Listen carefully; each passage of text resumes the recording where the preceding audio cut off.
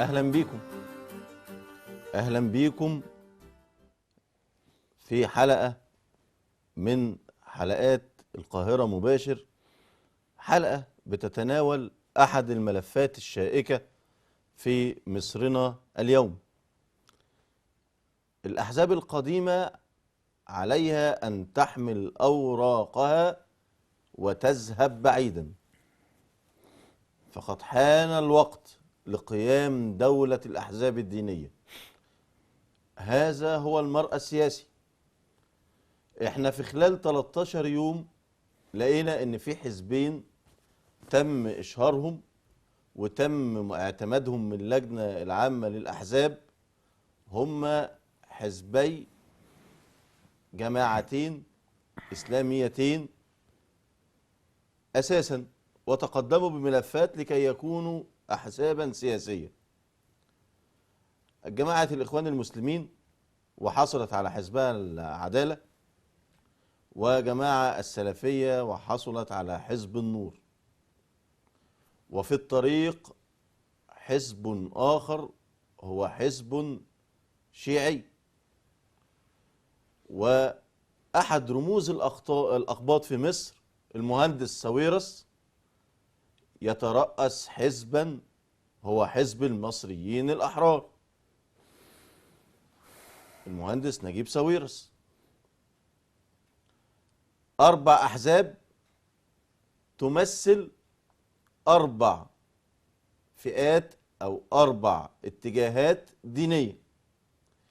لم يحدث أن حصل حزب آخر يحمل فكرا ليبراليا كيفما يقال، أو ناصريا أو اشتراكيا، ما حصلش. ما سمعناش عن حزب خد موافقة من شباب الثوار. في حاجة غلط. وكأن المكسب الوحيد اللي طلعت منه الثورة ان بقت في احزاب دينية في مصر. هو ده المكسب الوحيد. ده اذا كان الثورة لسه قائمة وما تمش اجهاضها. هما بيقولوا اجهضت. انا وجهة نظري ان الثورة اجهضت، مش لسه هتجهض، لان مفيش قيادات للثورة واضحة قدرت تقول مطالب معينة، لان ما سمعناش في الثورة ان الناس قامت رفعت شعارات انشاء احزاب دينيه كم المطالب مثلا. تمام.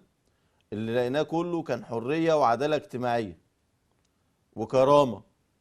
والشعب يريد، الشعب يريد ايه؟ قالوا اسقاط النظام. انهي نظام بقى؟ ده هنشوف المواضيع دي. ولكن بيحضرنا في لقائنا في هذه الفقره الاستاذ دكتور احمد النفيس، وهو زعيم الشيعة في مصر. مرحبا بك معنا في برنامجنا اليوم. اهلا وسهلا. فاصل ونعود لكم مع ضيفنا العزيز.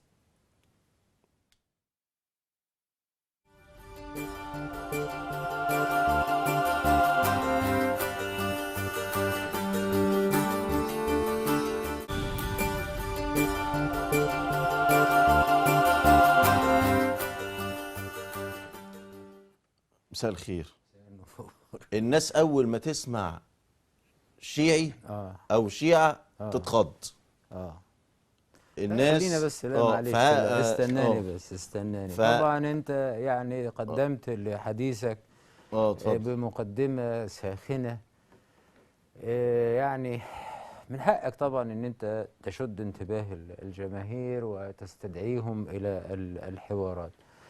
طبعا انا احيلك انه احنا منذ سنوات وقبل ان يسقط هذا النظام البائس أعلنا مرارا وتكرارا رفضنا لتأسيس أحزاب على أساس التمايز الديني أو الطائفي أو المذهبي، بما في ذلك، وكان هذا ردا على ما أعلنه البعض عن سعيه لتأسيس حزب شيعي.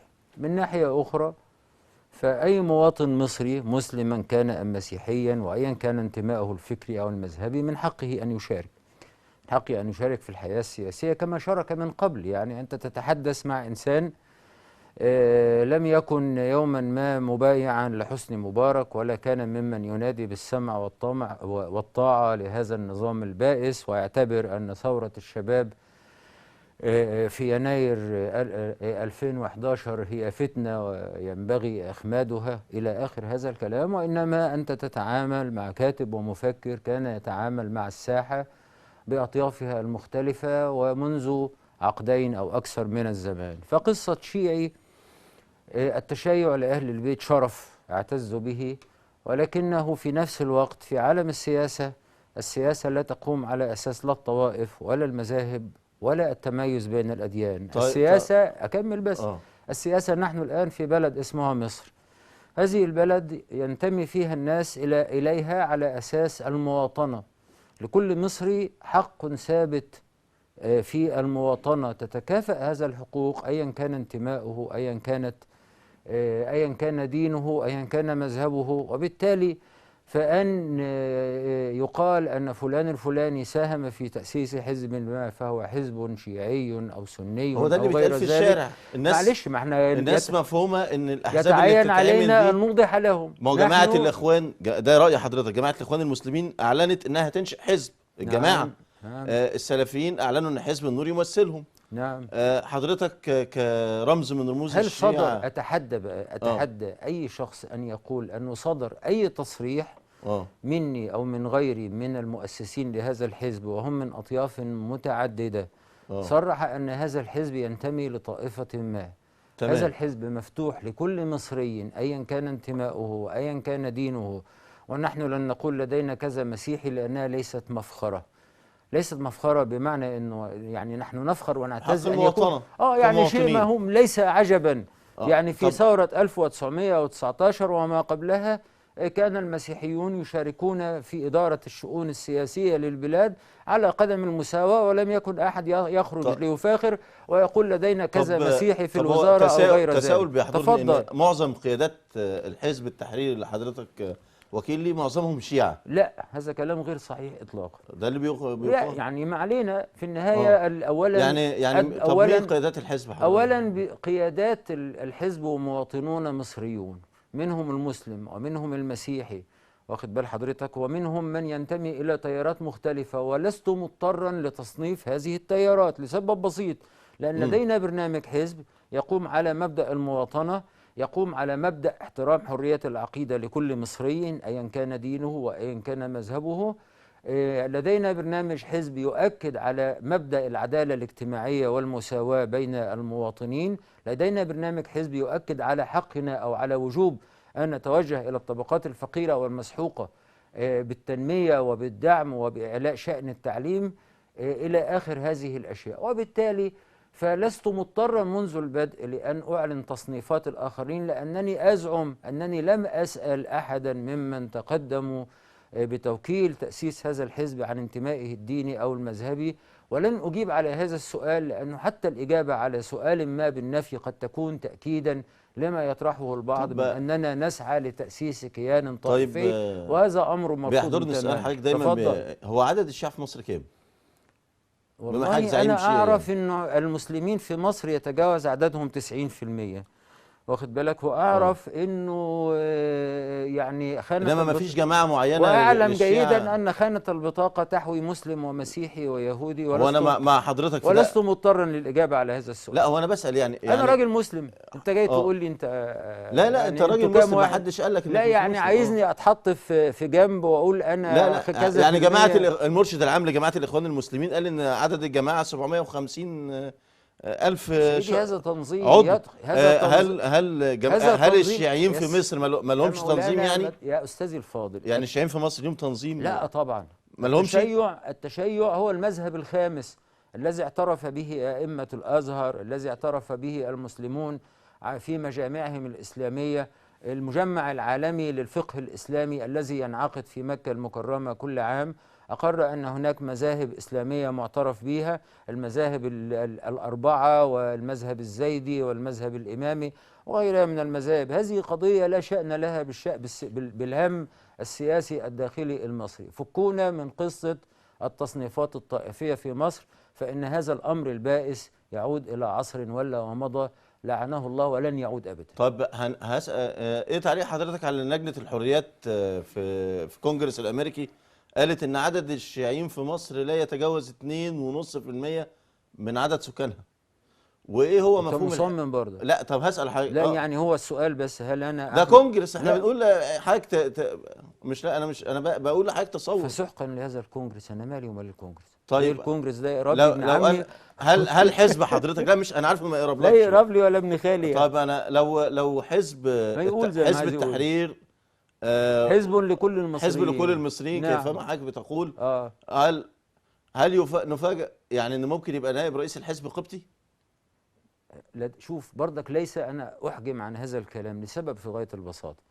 لدينا اناس انضووا تحت لواء هذا الحزب وقدموا توكيلات من كافه الاطياف، واحتفظ بها لنفسي. انا لم اسال يوما احدا ما عن اسلامه او عن مسيحيته او انت ايه دينك، عيب يعني بقى، كفاية يعني كفاية. يستحضرني احنا سؤال، يعني لو حد جه اتفضل. بيتعرف على حضرتك موجود لدينا مش مسيحيين. هتعرف ان، مش هتقول له انت مش هتبقى ماشي، يعني تعرف لما هو مسلم يجيني ولا واحد مسيحي؟ اسمه جورج، زميلي اسمه جورج، إيه ماشي مسيحي يعني، طب ولو اسمه متشابه مش هتعرف؟ هسأله. مش هتسأله؟ مش هسأله اه إلا إذا جد طيب. ما يستدعي أن نعرف المسألة أو طيب. أثيرت أهلا وسهلا. دايما إنما على سبيل التمييز لن أسأله ما هو هي وجود ديانته. حضرتك كمفكر وكرمز من رموز الشيعة، ده اللي بيخلي الناس بتتساءل عدة أسئلة، فاحنا حابين ان احنا نوضحها. لا طلعوا قرار بالعزل آه. السياسي ليه؟ لا ما انا مش عايز، بالعكس ده جميل في الثورة ان احنا ضد العزل، احنا مش عايزين نرجع لده تاني. ماشي خلاص، احنا بس بنسأل شوف أسئلة. يا أستاذ محمد، طب هو تمويل الحزب في ناس يعني في حوارات كتير في الشارع بيقولوا ده الشيعة هم الجناح الضارب في مصر لإيران. والله وعلقوا كتير على زيارات بعض رموز قيادات الشيعة في مصر في الفترة الأخيرة لإيران واللبنان. فإيه تعليق حضرتك على ده؟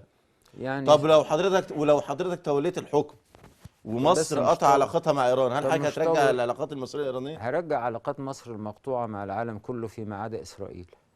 طب حضرتك هتحارب إسرائيل؟ أنا أحارب أو هتعلن لو إلغاء اتفاقية كامب ديفيد؟ لا، ربنا سبحانه وتعالى يقول أعدوا لهم ما استطعتم من قوة ومن رباط الخيل ترهبون به عدو الله وعدوكم. أفضل وسيلة للاستعداد للحرب، أفضل وسيلة لمنع الحرب هي الاستعداد للحرب. أفضل وسيلة تردع الأعداء عن مهاجمتك والاعتداء عليك أن تكون قويا ومستعدا. فإحنا بس بدنا نقول شيء مهم جدا، إنه على مدى التاريخ المسلمون على اختلاف لم يعرفوا، اللهم إلا في مرات نادرة، لم يعرفوا هذه الحالة من التنابز الطائفي والفقهي. احنا مختلفين تمام. على إيه؟ احنا كمسلمين كلنا يقول لا إله إلا الله محمد رسول الله، وكلنا يصلي ويصوم ويحج البيت ويلتزم بأوامر القرآن ونهيه وبسنة النبي صلى الله عليه وآله وسلم. هناك إطار أوسع وأرحب. قل يا أهل الكتاب تعالوا إلى كلمة سواء بيننا وبينكم لا ينهاكم الله عن الذين لم يقاتلوكم في الدين ولم يخرجوكم من دياركم أن تبروهم وتقسطوا إليهم. في نقطة مهمة ما حدش منتبه ليها، إنه المسيحية الشرقية عامة والمسيحية المصرية على وجه التحديد لم تكن يوما ما في حرب مع الإسلام، اللهم إلا في فترات معينة عندما غزا الروم البيزنطيون الأراضي الإسلامية. إنما المسيحية المصرية لم تكن يوما ما في حالة حرب مع أبناء بلدها وأبناء جلدتها المسلمين. وبالتالي فإحنا القاعدة وطول عمر المسيحيين، هو التصور حضرتك احنا المسيحيين ما قلناش حاجة، ما قلناش إن في تضاد ما بين المصري المسلم والمسيحي ولا مسلم احنا شيعي نريد أن مسلم ننتقل من نقطة هو احنا بننتقل لنقطة معينة. بقول لو أنا عايز، لو أنا تخيلت إن المفكر المبدع الدكتور أحمد النفيس هو أصبح غدا رئيسا لمصر أو رئيسا لوزرائها، هل الحزب التحرير اللي أنا عايز أدخله أو يتبنى فكر، هل سيوافق على نفس منهجية الاتفاقات السابقة لا مع إسرائيل لا والاتفاقات لا لا لا لا لا. يعني